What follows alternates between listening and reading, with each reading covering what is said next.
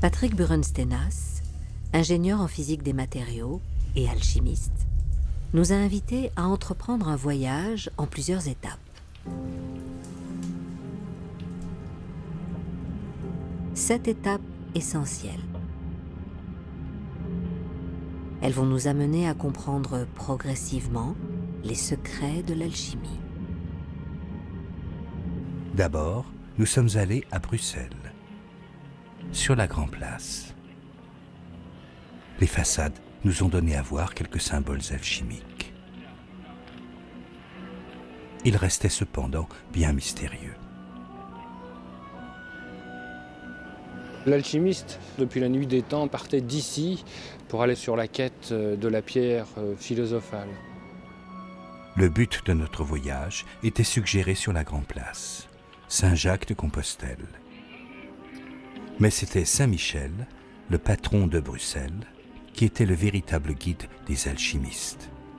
Bien qu'on fasse le pèlerinage de Saint-Jacques, eh bien, tout sera indiqué par Saint Michel. Soit on va le voir avec son épée flamboyante en tant que gardien de la voie de la lumière, soit on va voir des signes qu'on peut constater ici avec la tour octogonale.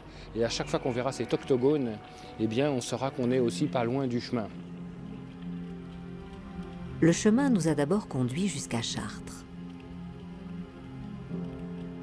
La cathédrale, par l'harmonie de son architecture et par la couleur de ses vitraux, nous a suggéré qu'il y avait d'autres dimensions de la réalité. Elle permettrait peut-être de trouver un jour la pierre philosophale. À Chartres, nous avons commencé à ressentir la pulsation de l'univers. Cette cathédrale étant bâtie comme un violon, eh bien, elle se met à résonner, à vibrer. Et celui qui est sur la bonne longueur d'onde sera capable de recevoir cette connaissance.